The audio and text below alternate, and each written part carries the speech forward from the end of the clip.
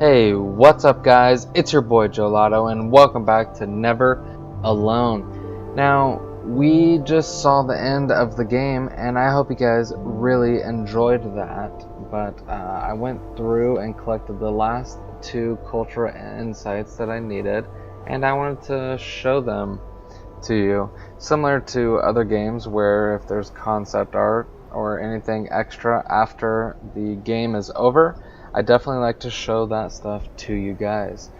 So basically I'm just gonna spend the whole time showing you this. If it's a bunch of videos, then at the end of the video I'm just gonna move on to the next one. If it's a picture, then I'll spend maybe 10 seconds on it and move on to the next. Feel free to pause at any moment to look at these things longer than I do it. But guys, I will talk to you guys at the end. But for now, sit back, relax, and enjoy the show.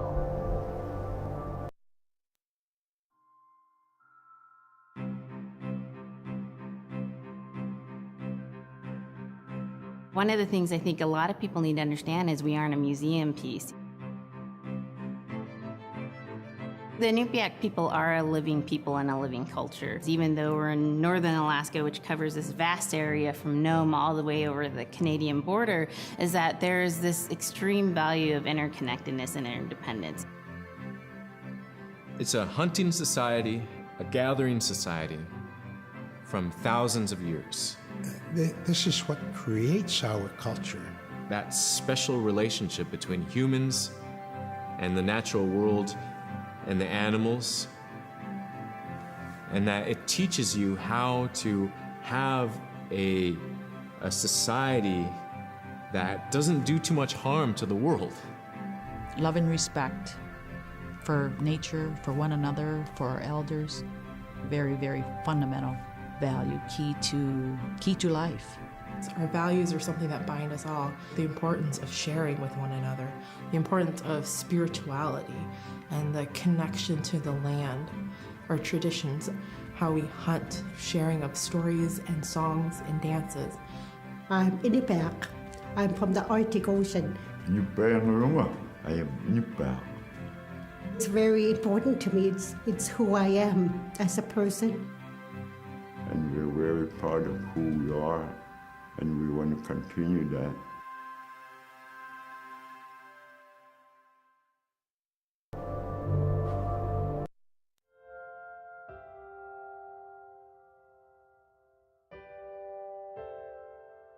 It'd be busy, busy, busy all through the day.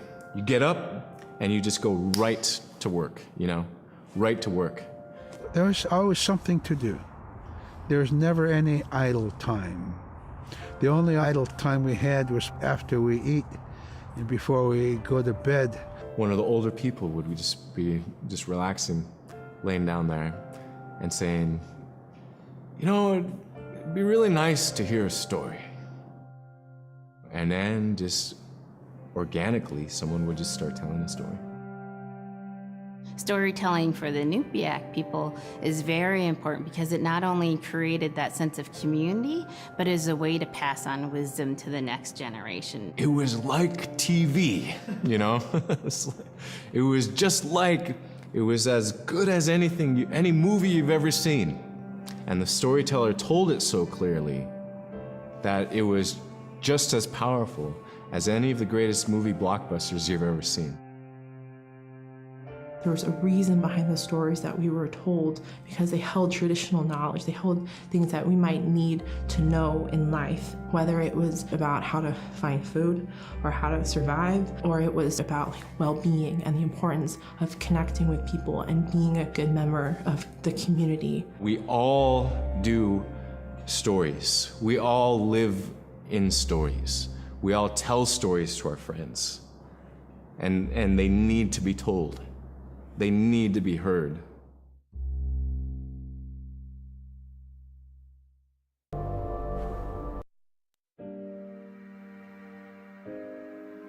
So scrimshaw is this really beautiful method of art that's done either on baleen or ivory, and traditionally it was used to tell stories. Each etching is telling a story of some event. Caribou hunting was taking place. This is what was going on.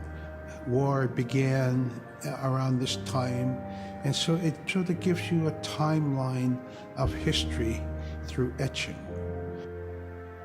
An elder or the person who carved it would literally be able to read the scrimshaw story. They're like reading a book, in a way. A lot of the storytelling traditions would be things that after the storytelling was done, we'd just rely on the next person telling it. And so scrimshaw is a very important way for Alaskan Native people to record their history.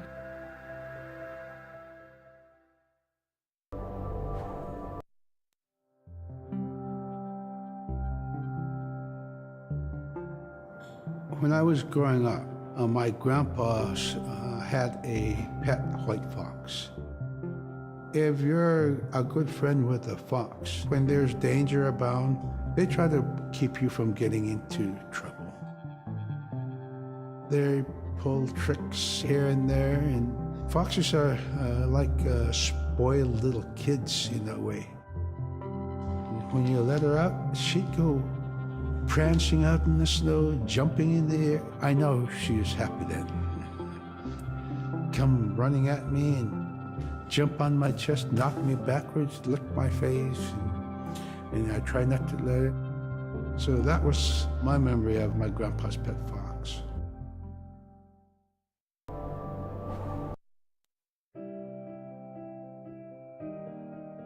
Caribou it provided for us in many ways. Our clothing in those days was made of all caribou skin. I grew up wearing caribou pants, mittens, caribou skin mattress, blankets. Some people had boots that were made with wolf leggings, sealskin sole bottoms. Baleen was shaved to make insoles. They kept us quite dry and warm as well. But the caribou skin clothing was the best. We would get as many yearlings as we could for our outer clothing. And for a heavy winter, we would get caribou in February or March because the hair was the longest and the skin was the thickest, and we would use those for our winter gear. With that stuff on, you could sleep outside in 50 below and it wouldn't bother you a bit.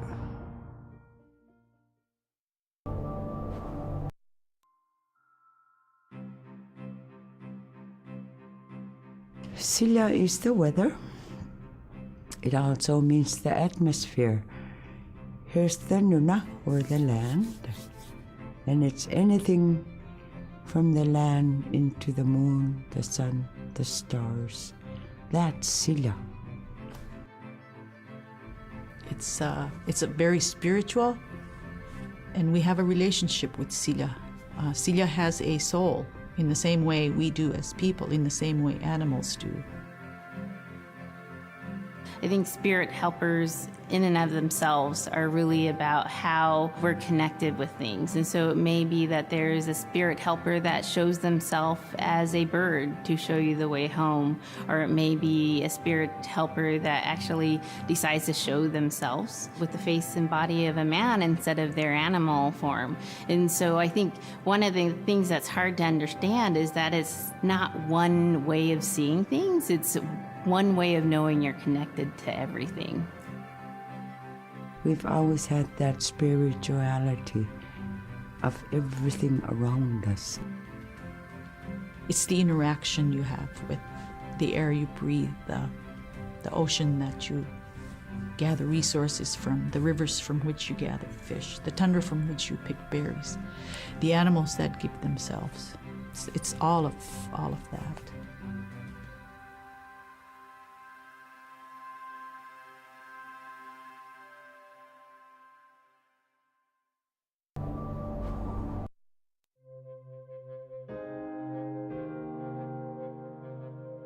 In the winter, when we were traveling, we didn't build sod houses, we built snow houses. In Canada, they call them igloo, but here in Alaska, we call them apuya. We'd do a day of travel, and then we'd make a apuya. The next day, my father would set traps, spend the day there, rest the dogs, give them something to eat, And then the following day, we continued to the next place. We'd go to my dad's sister, who had a house at Dubarg. They had a small sod house over there. We didn't have to do anything. We just visit with them, and my dad and my sister were glad to see each other, and they'd talk away while us kids played outside or go to sleep. By the time we get back to our home, my father would leave us with our aunt or with my grandmother, and then he'd start on his trips and go check his trap line. We were not into 8 to 5 kind of time, you know. We're in a total different kind. We're in ecological time.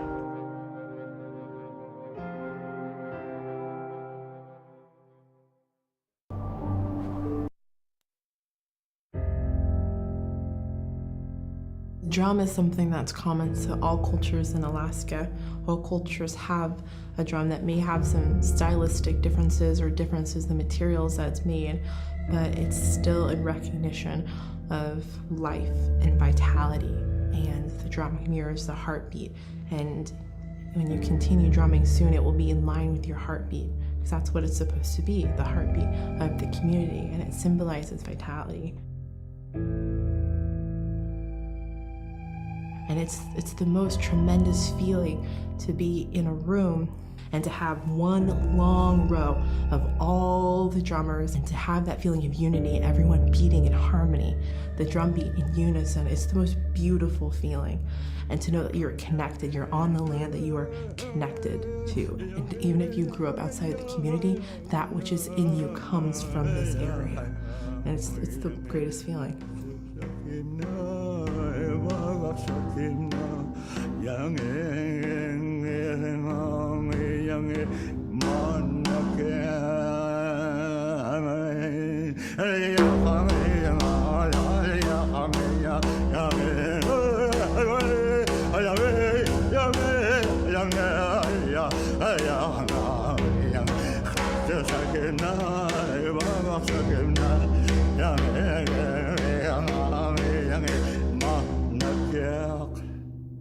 Man, I went at it and look what happens. Oh.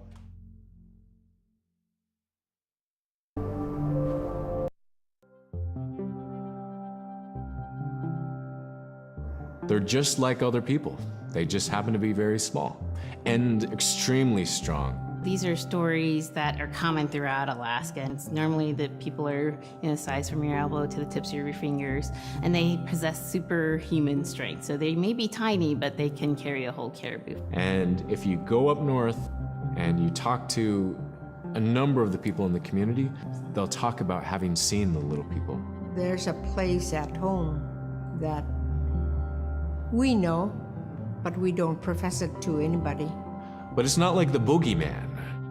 They can be mischievous, they can be ornery, or they can be helpers. And every now and then, we might have the opportunity to see them, especially if they want us to see them. The fact that it's across Alaska really tells you something about our history and how we interacted with nature around us.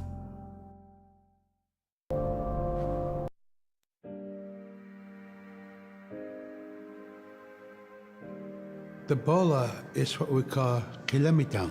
And the kilamitang is made out of braided sinew tied out to some heavy bone which you could twirl. In my case, we're catching ducks. When we're out whaling, sometimes the ducks start flying. And they're good for duck hunting. You know, if you're a whaling crew, you can't make too much noise, so you can't use a shotgun for getting some duck soup handy, you know? So bolo was a really handy weapon to use for catching ducks. You know, the ducks fly in, you throw it up and tangles up the bird, and down they go.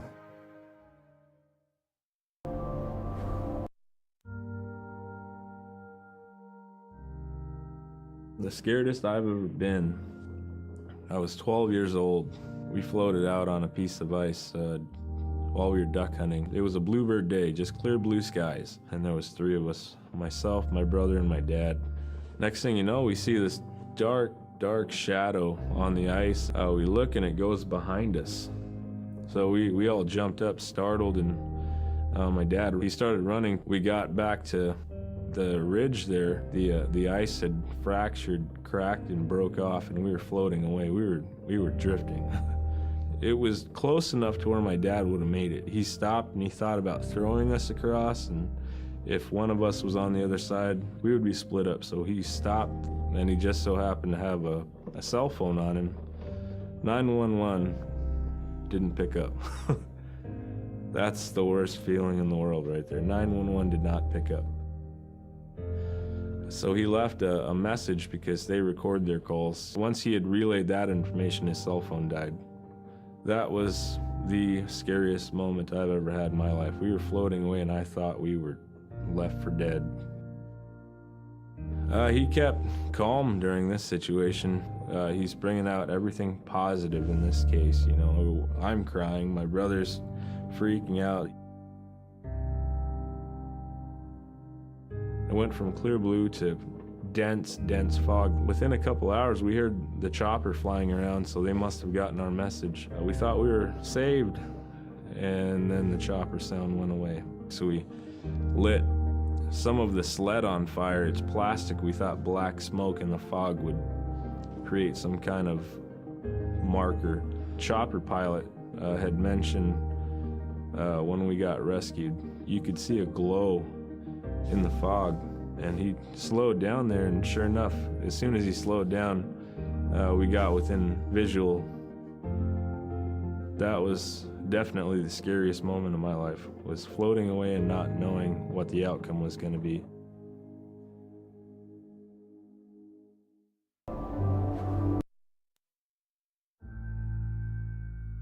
We're very much aware of the climate change. And it's been for many years, even before climatologists were noticing this change, Inuit were already saying, Sila alangokto. Our climate is changing. If the heat is going the way it is right now, for us it's going to be pretty bad. Different birds are coming, and they're coming earlier, and sometimes rain is more than what we want. Because when there's more rain, we know it's going to melt the permafrost. In my time as a young whaler, when I was 9 years old, we're hunting from ice that was about 25 feet thick. And there was giant icebergs already floating, coming by. That was the first signs of a changing climate. Ice that never broke before was now moving. Now, here it is 50 years later, we're hunting whale from ice that's 18 inches thick. There's no more thick ice. It's creating a malfunction in our whaling season, is what it is. Actually, more than that, all seasons in general. I think we are more scientists than more people will realize. We have more knowledge of those things than people will ever know.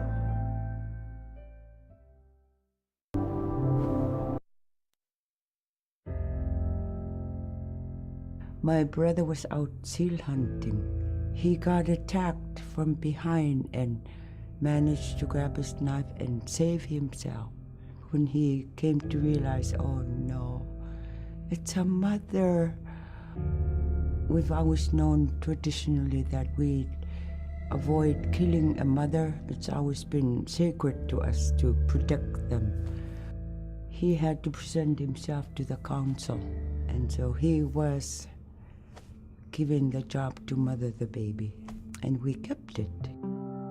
It got so big, it went over the barricade one day and got to the dog food, and that was an indication that, brother better go teach it how to survive on its own. So he did.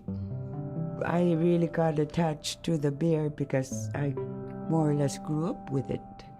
And some days when brother took him walking, once in a great while he'd put me on the bear and I would ride on it like a horse. I was just happiest little girl in the world.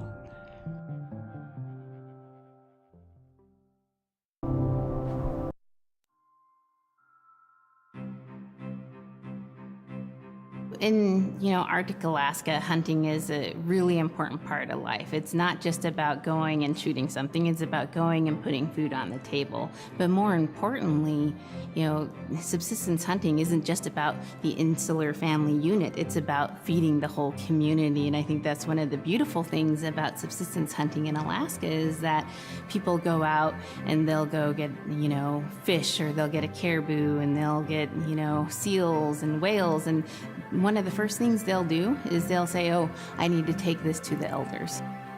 This isn't just about one individual surviving or one family surviving, it's about the whole community. We didn't just go out and kill and put in a freezer. It's like a ritual that I learned from my parents. It's all about relationship.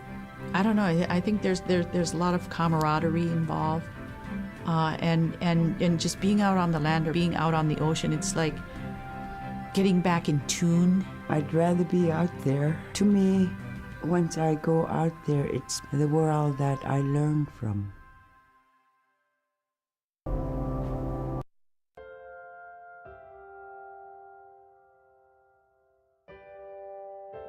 Now we spend all our time out in nature. You get very intimate with the world.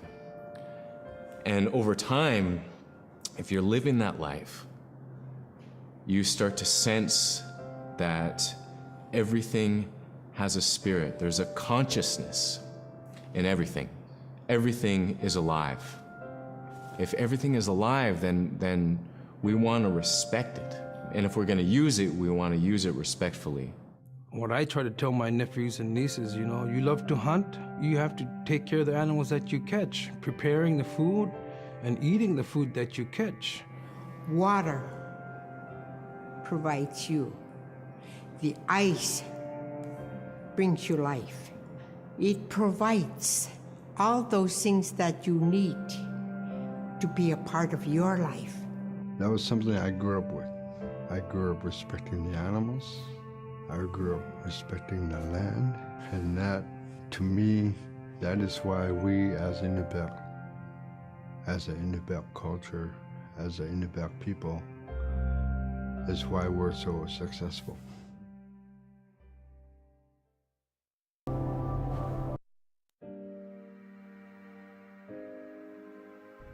I think most central to the ideology of the Inupiat is the idea of sharing. Being able to feed the community, feed others.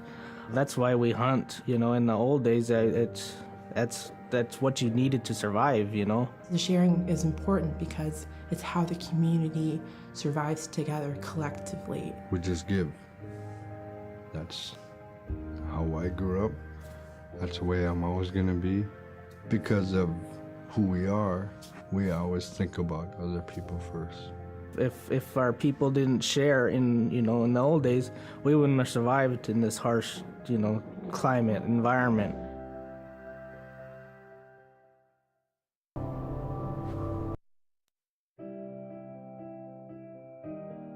Big Diamond, Little Diamond, and King Island.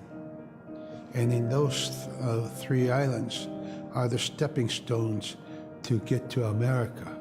So King Island is this absolutely beautiful place off the coast of Alaska. And if you can imagine being on this really kind of rocky island that kind of shoots up from the water to these cliffs, and then all of a sudden you see these stilts, and then you look up and there are these houses. They were built on the cliff up high because of the ice. Being an island in the Bering Sea, you have ice that's being pushed by the winds onto the island.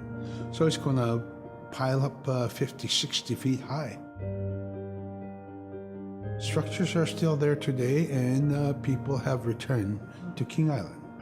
It's a growing community as the people return back to their island.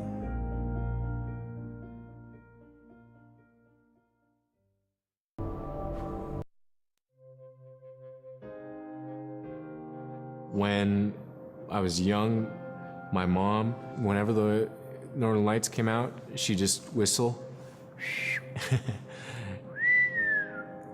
Boy, they come alive. just keep whistling and that aurora will just like, you can almost hear it. And then she explained to me a little bit later that those are children, and children who've passed away when they were children. You don't want to draw them in too much, is what she said, because then they could play football with your head, play Eskimo football, and that's what they want to do. They're always playing, those children up there. Don't play out without your hood on. If you don't have your hood on, the Aurora person is going to come down and chop your head off and play ball with your head. It wasn't like they were trying to do bad, or it was like a scary story or anything like that. It was just, that's how it was, that's what it was.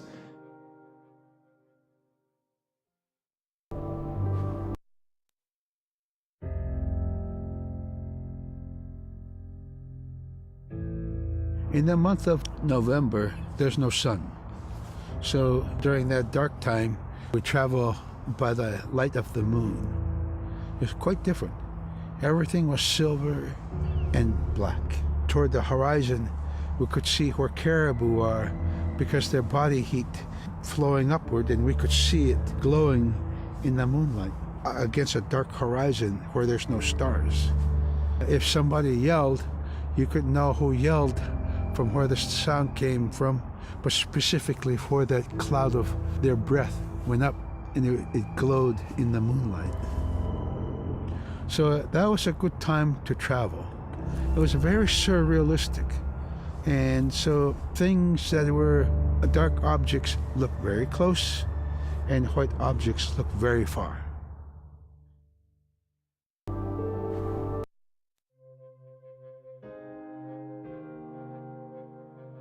We're taught that there's no hierarchy. It's not everything else and then man, humans on top, and they're separate from everything. We're taught that everything is equal, and that all the animals have a human form, or can be seen in a human form. And so they have just as much or more intelligence, in fact, have a lot to teach people. And so that's how these transformations can happen. It's if the animal wants you to see it in its human form. There's a story where a man comes up to an ice hole, and then realizes there's another man in his parka that's got stuck in the net, and is just stuck like that. Oh, can you let me out? Please help me, And so then he lets the man out, but then realizes that was actually a seal. That was a seal man. And just because that seal wanted that help, that seal allowed itself to be seen in human form.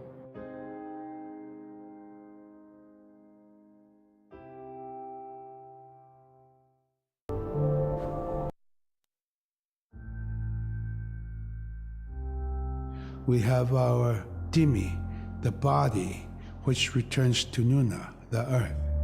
And we have Atik, who is our name that has been passed down to us over the generations. The spirit of our Atik lives on so long as man remembers that name. It would be hard to describe what happens after death. The feeling is that when our Anik returns to Sila, then that may be reborn if the name is passed on to a new child who can then retain some of the memories of the original name. And so it's not uncommon for grown-ups or adults to meet a child who has the same name maybe as their grandmother and say, "Hi, Aka," which means grandma, "Hi, Appa," or "Hi, little mom," or "Hi, little dad," because it's the traditional belief that the soul, is continuing on. Humans are renewed and replenished over time. Just like our plants, they bloom and they die. Next year, they are born again.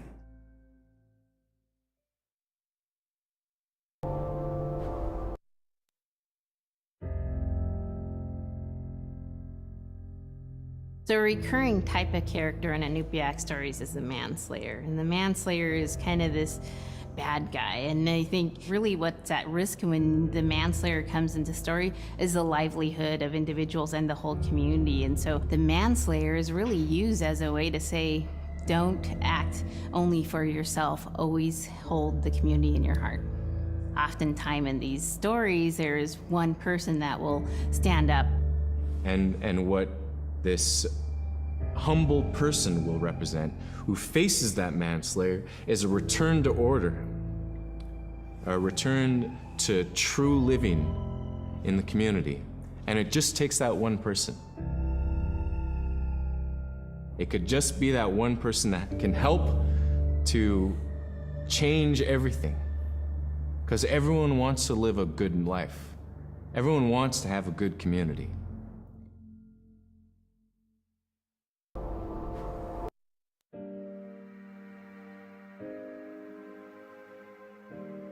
With regard to the environment, the blizzards have been one of the key elements that have impacted the survival of people, especially in the hard winter. We know a blizzard is coming when the moon is starting to get fuzzy. We also look at the stars. When the stars are twinkling fast, we know a storm is approaching.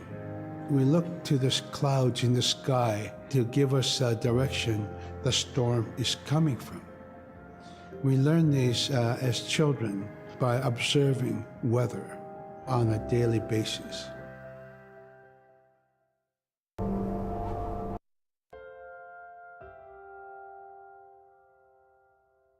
With the story of Kunuk Sayuka, told by Robert Cleveland, it's just a masterwork. It's a well-known story among the Inupiaq people, and in our case, of producing a video game that really reflects indigenous heritage. It captures the imagination, and it's something that you have a very specific kind of task to do. There's a blizzard, you know, and it is just a non-stop blizzard that is overpowering the people. And there's one man that wants to figure it out. And in our case of the story, it's a girl that wants to find the source of that blizzard. The blizzard man, it's like that is the physical embodiment of an element of nature. And so there's a person that needs to go up and take away that's chipping away that snow. In that community, the person least expected is the one who stands up and makes the difference. Humility is something that we value, and where that comes from is the idea that you are not the biggest thing in the world. And when you live in an extreme environment like where the Inuit reside, you're at the whim of the environment, of the climate, of the animals. You can be as prepared as you can, by learning from your elders, but you're not the biggest force in the world.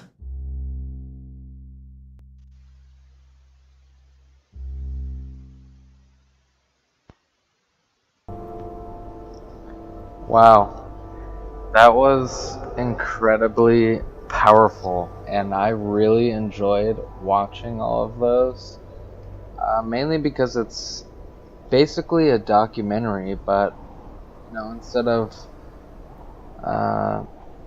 grazing the surface, you get to see a little deeper in this, I guess, tribe and how they actually live and survive day to day, month to month, year to year, generation to generation. It's absolutely incredible, and I really, really enjoyed watching all of those. And I hope you guys enjoyed watching all of them as well. Now, for that, please this video and the series as a whole in the comment section down below. But also, what is your story?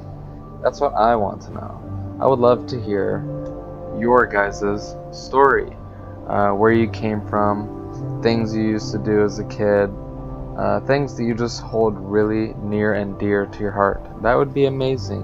I would love to hear from each and every one of you. Now, unfortunately, this video is closing, so smash that like button, but most importantly, make sure you show your love and support for the channel by subscribing. I would definitely appreciate it, and one by one we can build this channel to something great. So while you're at school, while you're at the bar, while you're hanging out with your friends, family, whatever it is, get someone to subscribe to the channel. That would be amazing, and I would really appreciate your help. Now, as always, guys, just know that I love you. Thank you so much for watching, and I can't wait to see you in the next video. Peace out.